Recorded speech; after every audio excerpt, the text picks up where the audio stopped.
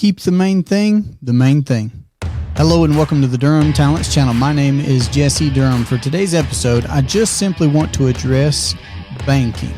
You being your own banker. I know that's what the podcast and the YouTube channel is all about, but this idea of keeping the main thing is so relevant. And let me throw a quote at you. I thought about a quote from Warren Buffett when I was considering delivering this message, and it is that he says to put all your eggs in one basket, and he's making a play on that word, right? Don't put all your eggs in one basket. He says, put all your eggs in one basket and watch it closely. I've actually done a quotes series episode on that particular saying, but I simply want to say that banking was already going on before you and I were born. Okay. Also, at the same time, whole life insurance, a subject that I talk about a lot, of course, particularly properly structured whole life insurance with mutual companies that pay dividends. That has also been around longer than you and I. So if we showed up to this world and banking was taking place, banking is just a process. It's just a function. It just is. It just exists. And then also whole life insurance from mutual life insurance companies. That's been around for hundreds of years. So think about all the history that's taken place over the past couple of hundred years. If you do just want to look at that snapshot, of course, banking is even older than that. But then, of course, R. Nelson Nash in his book, Becoming Your Own Banker, and here I'm going to this is my strongest suggestion to anybody that wants to do anything better financially. Consider the idea of becoming your own banker by reading the book, Becoming Your Own Banker by R. Nelson Nash. Yes, I've got a free introductory presentation on my website, durhamtalents.com. That is how I was first exposed to the idea of becoming my own banker. I saw an hour-and-a-half long presentation by a stranger at the front of a room full of other strangers around me, some people I knew, but I just saw someone talking about and giving examples of becoming your own banker, and they encouraged me to get into the book, and I did get into the book. That was back in 2015, and I'm saying banking has existed. When you learn about the true properties of a properly structured whole life insurance policy, you can realize through Nash's work that, and hopefully some good education, good conversation here on the channel, but hopefully you can realize that this asset, this particular appreciating asset, self-collateralizing asset, this piece of private property, a contract that you can just mutually agree with the insurance company to contract over, where you pick a premium amount that you want to pay.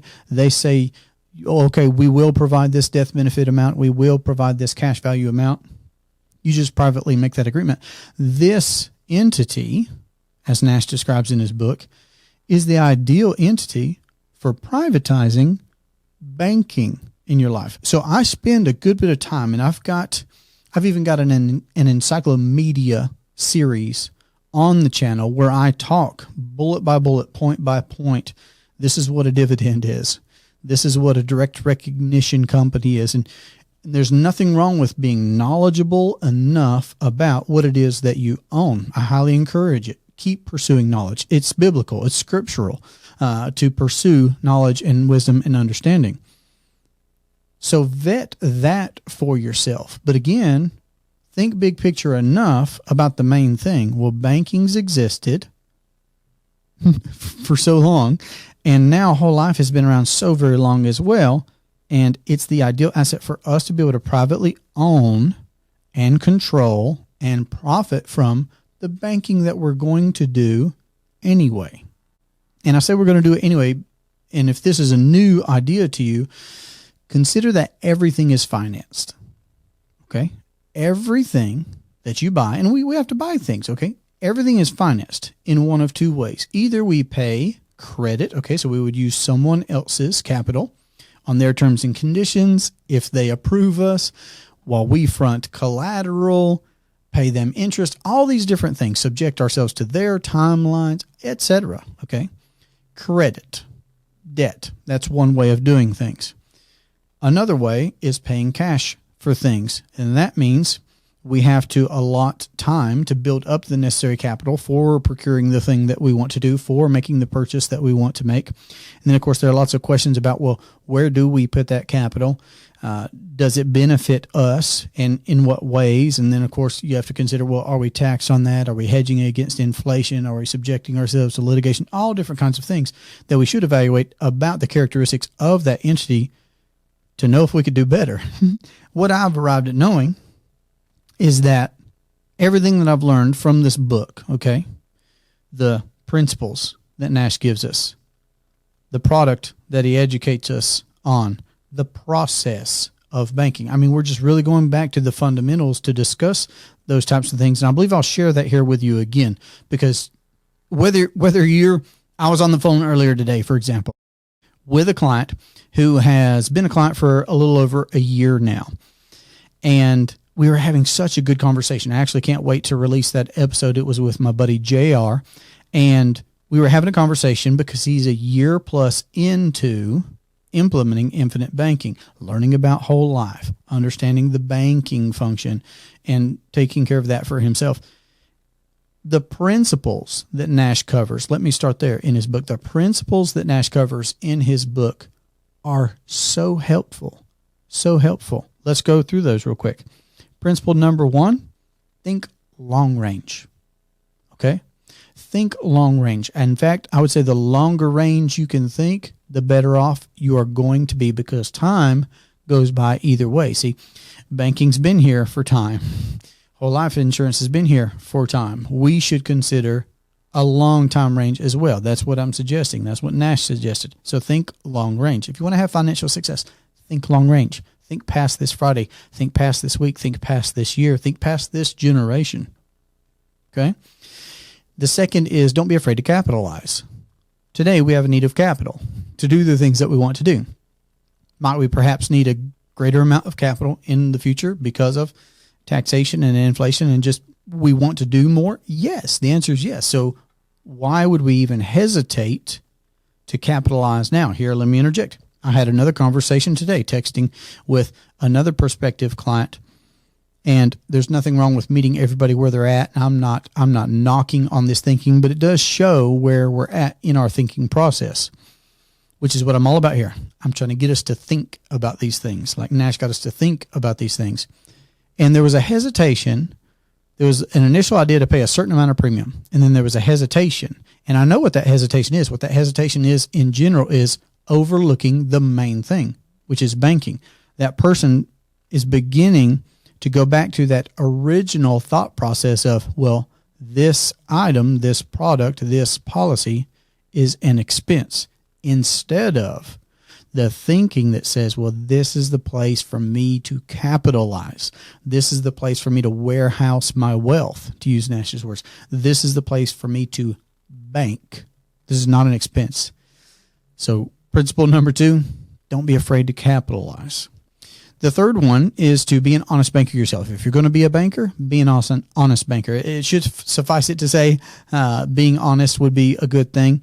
But this is something that we're not used to doing, banking. I'm not saying we're not used to being honest. What I'm saying is we've not been our own bankers hitherto. Okay. So that means we need to consider some scenario like the grocery store example from Nash's book, because now we need to consider what it looks like, what it means, how to go about being an honest banker.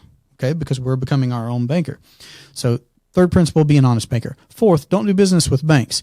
This is a controversial one. It can lead to lots of interesting conversations. Ultimately, what I would say is, if you do business with banks, if you don't do business with banks, if you do a mixture, at the end of the day, R. Nelson Nash was trying to encourage us to control and profit from the banking in our lives. So if we want to play the game as long as you're maintaining control. That's my encouragement. Consider that. And then his fifth principle of rethink your thinking. That's why I love everything about this podcast and channel and what I do on the day-to-day of texting with prospective clients and clients, having phone conversations and Zoom calls where we're going, face to face, walking through their life and their plans and their goals and what it is that they're doing. And at the end of the day, I love talking about the nuances of this ideal asset, a properly structured whole life policy. Yes, of course. But for the purpose of banking, for the purpose of privatizing the banking that we're going to do in life, keeping the main thing, right? So there are the principles from Nash. The process is banking. That's the main thing. The average American is bleeding out interest dollars on the things that we're buying because we're using cash and credit. We're losing money. Either we're paying interest to somebody else or we're forfeiting the interest that we otherwise could have earned. Let me say that again, because that is keeping the main thing. Everything you do is financed, and either you will pay someone else interest or you will forfeit the opportunity to earn what you otherwise could have earned. That's the process. Okay. And then of course there are other things like Nash talks about the paradigm, and then he goes into the problems, the Parkinson's law, Willie Sutton's law, the golden rule, the arrival syndrome, use it or lose it. Those are so very valuable. Actually, it's worth not bypassing. Nash says, let's just use Parkinson's just for an example. All the others are so very pertinent, but Parkinson's law, all right, let me give you another one. I was speaking with somebody earlier today, and they said something along the lines of not knowing where it all went. Seems like they had a lot of expenses now, and they just didn't know where the money was going. Okay. The tendency, the human problem, the number one human problem is that we tend to spend what we earn. I have to fight that. You have to fight that. We don't have to just fight it in the past. We've got to fight it today. We'll have to fight it in the future. Okay.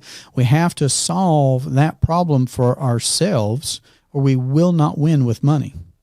Maybe lots of other things in life too, because we could procrastinate with time just like we could misuse money. Okay. But those problems are real life problems. Willie Sutton's law, taxation, anybody? Okay. We're at that time of year right now. We're in April 2024. Taxation is so very relevant. So I was speaking with another client, and of course we're talking about, things to do perhaps before that date gets here, that April 15th date gets here, and all the others, use it or lose it, the arrival syndrome. So the principles, the process of banking, the problems that we have to confront, if we'll consider those things, if we will think through this work, okay? If you've heard about infinite banking and you're coming across this material right here, I'm asking you to consider the idea, the words, become your own banker. If you're like me, it piques your interest, or it makes you make a funny face because, nobody talks like that. Of course, nowadays, the words become your own banker or infinite banking are getting out on social media and whatnot, a lot more of the interwebs. But go to the original source material. Yes, I'd love to have you jump and watch our full recorded video presentation to introduce you to this concept. But my only purpose in sharing that is because it was impactful to me to see a presentation of that style back in 2015 when I saw this idea for the first time. And it is what compelled me to read the book and to get into the book, Becoming Your Own Banker. So I would suggest that you vet this idea for yourself, that you rethink your thinking, that you go right to those source materials, because now that you have been exposed to even the phrase, become your own banker, banking's still going to take place in your life.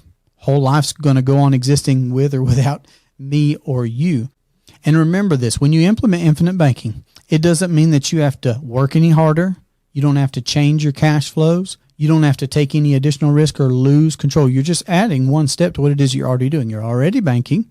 You could be banking for yourself, and it's worth the investigation. It's worth the research. It's worth the study of this material to consider that concept for yourself. And then I certainly believe that it matters who you work with.